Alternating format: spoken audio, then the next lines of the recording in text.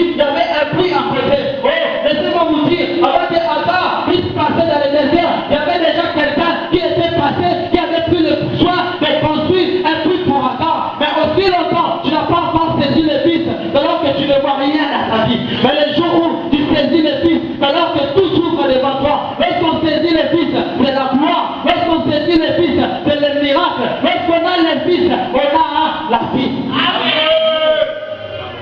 Gloire au Seigneur. Mais ce matin, je vais parler d'un homme. Vous prenez bien la livre de Jean.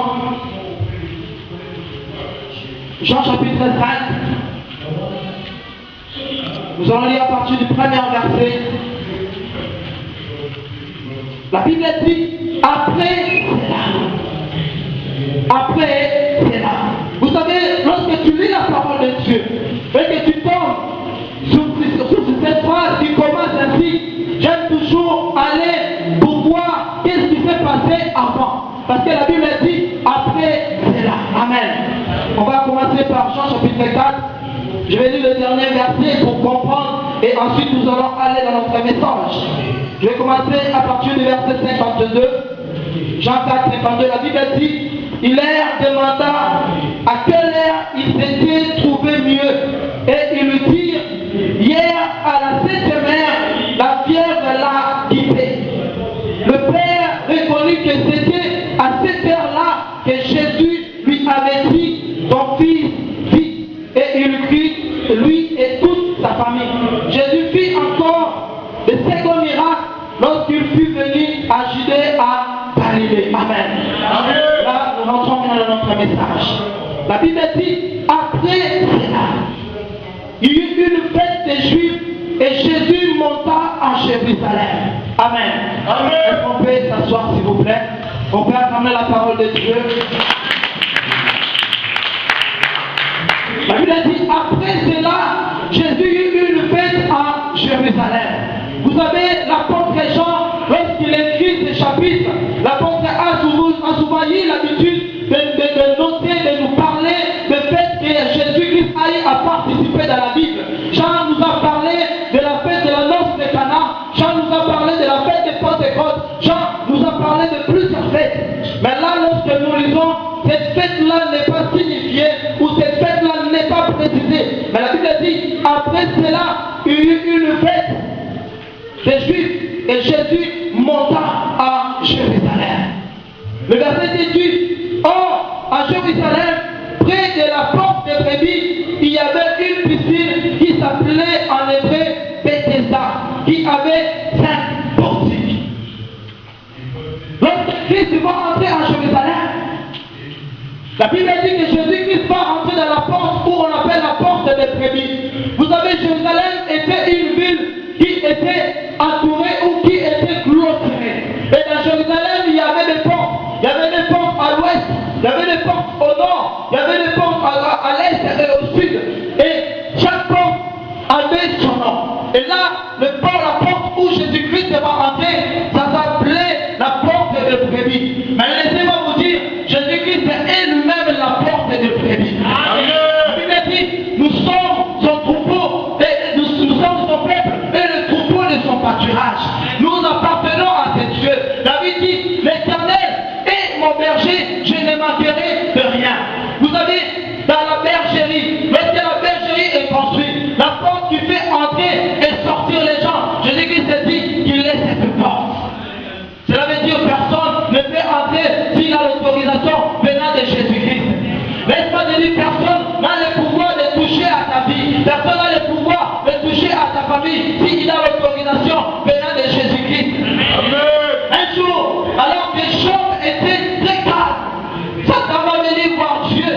Et Dieu m'a dit, as-tu remarqué mon serviteur Job? Il n'y a personne comme lui. Mais j'ai un que Satan a dit, non, si Job est intègre, c'est parce que toi, tu le protèges et tu protèges tes biens.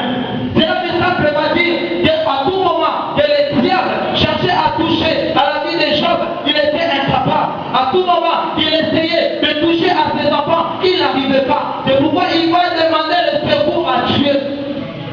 Alléluia. Et j'ai compris que lorsque Dieu nous protège, il nous protège et il protège sur nos biens.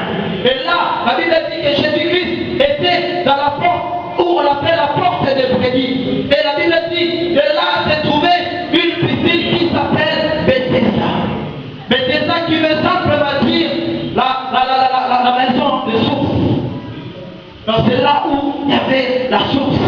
Nous allons continuer la lecture. Le verset 3, la Bible dit, sous ces portiques étaient couchés un grand nombre de malades, des aveugles, des boiteux et des paralytiques qui attendaient le mouvement de l'eau. Donc il y avait une piscine à côté de la porte des brebis. Cette piscine qui s'appelait Bethesda. Cette piscine avait quelque chose de mystique. Cela veut dire quoi? Que l'eau bougeait dans la piscine et il y avait des malades tout autour de la piscine. Parce qu'il y avait des choses qui s'opéraient dans la piscine. La Bible dit, verset 4, quand un ange descendait de temps en temps dans la piscine et agitait l'eau, et celui qui descendait, le premier, après que l'eau avait été agitée, était guéri, quelle que soit sa maladie. Vous savez, j'aime beaucoup cette piscine. C'était une piscine de miracles. C'était une piscine de guérison. C'était une piscine où chacun pouvait venir avec sa maladie. Et puis il dit, quel que soit le nom de la maladie, la forme de ta maladie, mais lorsque tu venais dans cette piscine, il y avait toujours la guérison. Amen. Mais la Bible dit, un ange descendait de temps en temps. Mais laisse-moi te dire, de temps en temps est différent de toujours. Amen. L'ange ne descendait pas toujours, mais l'ange descendait de temps en temps. Oh, le miracle de Dieu n'est pas de temps en temps, mais le miracle de Dieu est toujours. Amen. Mais c'est qui un ange? L'ange est simplement un employé de Dieu. L'ange est un représentant de Dieu. L'ange est un messager de Dieu. L'ange est une personne qui vient lorsqu'il est envoyé par Dieu. L'ange qui ne se proclame pas. L'ange qui ne s'envoie pas lui-même, non. Mais l'ange descend lorsqu'il y a quelque chose. Or, au ciel, il y avait une personne, il y avait un Dieu qui envoyait cet ange. Et lorsque l'ange descendait, l'ange bougeait l'eau. Et lorsque l'eau bougeait, celui qui descendait, le premier dans la piscine, était guéri. Amen. Mais laissez-moi vous dire, dans cette piscine, il y avait des avantages et des désavantages. Amen. Je vais commencer par les désavantages de la piscine. Dans cette piscine, on dit qu'il fallait descendre la première personne dans la piscine. Mais laissez-moi vous dire, il y avait un grand nombre de malades. Il y avait des paralytiques, il y avait des boiteux, il y avait des aveugles. Lorsque l'eau bougeait, tout le monde cherchait à descendre. Mais celui qui touchait l'eau, le premier était guéri. Mais quelle était la suite de la personne qui descendait dans la deuxième ou la troisième personne dans la piscine? Le problème était que non seulement il n'était pas guéri, mais il sortait avec sa maladie et il était mouillé. C'était ça qui était dur dans la piscine. C'était bien, il y avait des malades, il y avait des gens qui guérissaient, mais il fallait descendre la première personne dans la piscine. Et dans la piscine, il y avait aussi ce qu'on appelle la loi du plus fort. Amen. Cela veut dire quoi? Lorsqu'un roi ou un chef quelconque était malade ou avait un fils malade, il donnait l'ordre, lorsque je viendrai dans la piscine, qu'aucune personne ne puisse mettre son pied dans la piscine, qu'aucune personne ne puisse descendre. Tu peux être là, tu es malade, tu es la guérison, mais que Dieu puisse te toucher. Mais comme l'ordre a été déjà donné, et lorsque l'ange descendait, le chef ou l'enfant du chef descendait dans la piscine et il était guéri. Amen. Et imaginez maintenant la souffrance des malades. Imagine la souffrance des gens qui avaient des problèmes, des gens qui voulaient que Dieu puisse toucher leur vie, des gens qui espéraient voir la main de Dieu. Ils étaient là ce matin, midi, soir, mais lorsque l'ange descendait, il y avait une seule personne qui était guérie, mais d'autres étaient là. Il y en a qui ont passé des années, ils étaient là pour contempler d'autres personnes être guéries. Mais peut-être ce matin c'est aussi ton cas.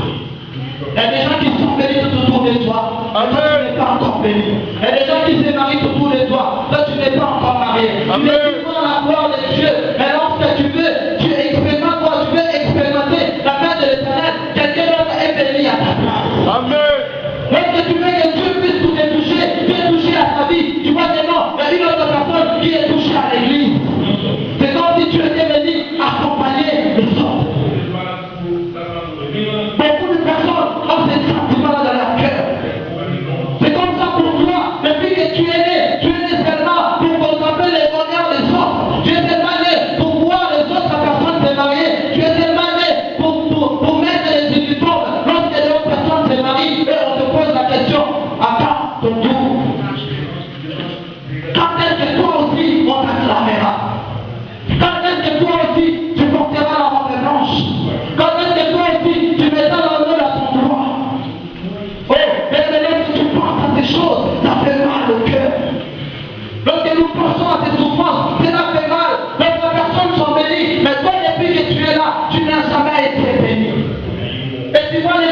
prospérer, mais toi tu ne prospères pas. C'est des choses qui font mal, c'est des choses qui font mal au cœur. Mais nous allons aller à la suite. La Bible dit, le verset 5, là, c'est trouvé un homme malade depuis 38 ans. Là, c'est trouvé un homme malade depuis 38 ans. Vous savez, j'ai essayé de faire le calcul. J'ai compris que avant que Jésus-Christ se soigne, cette personne était déjà malade. Parce que Jésus-Christ est mort à 33 ans. L'âge de foi, il avait entre 30 ans et 32 ans. Donc, pendant 8 ans, cet homme était malade. Pendant 15 ans, il était malade. Jésus-Christ est né, cet homme était toujours malade. Jésus-Christ a grandi, il était toujours là. Oh, bien-aimé, c'est pas ton problème à longtemps duré. Je ne connais pas la durée de ta maladie. Je ne connais pas la durée de ton problème. Je ne connais pas la durée de ta situation. Mais je connais simplement celui qui est capable de te donner la guérison. Je connais simplement celui qui est capable de te lever. Je connais simplement celui qui est capable de te faire du bien. Amen. Et laisse-moi te dire, je n'ai pas besoin de connaître la durée de ton problème, mais je connais la grandeur de celui qui est à moi. La Bible dit, celui qui est à moi est plus fort que celui qui est à l'émoi. Si ton problème a tiré, mais laisse-moi te dire, lui il est l'ancien des jours. Il a vu lundi naître, il a vu mardi naître, il a vu mercredi naître, il a vu mardi naître, il a vu toutes les jours naître. Lui il est Dieu. Cet homme était là. Il était malade pendant très longtemps. Cet homme a beaucoup souffert. Pourquoi cet homme était malade? Pourquoi cet homme a beaucoup souffert? Nous allons comprendre cela. Pourquoi il n'était pas guéri? Le verset 8, la Bible dit, Jésus ayant vu couché et sachant qu'il était malade depuis très longtemps. Oh, laisse-moi te dire, Dieu connaît ton problème. Amen. Dieu connaît ta situation. Amen. Vous savez, des fois, lorsque tu traverses ce moment dur, tu as l'impression comme si Dieu ne te connaît pas. Mais cet après-midi, je dis, mais te dire, malgré ton problème, malgré ta situation, l'Éternel te connaît.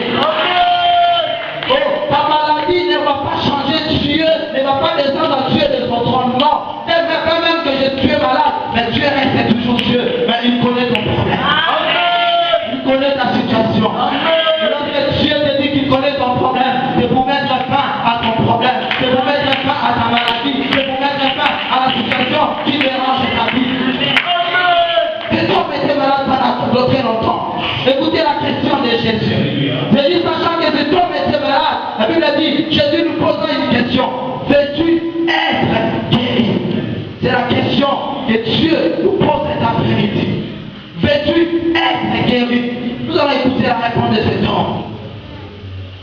Les malades lui répondit, Seigneur, je n'ai personne pour me jeter dans l'eau lorsque l'eau est agitée. Amen.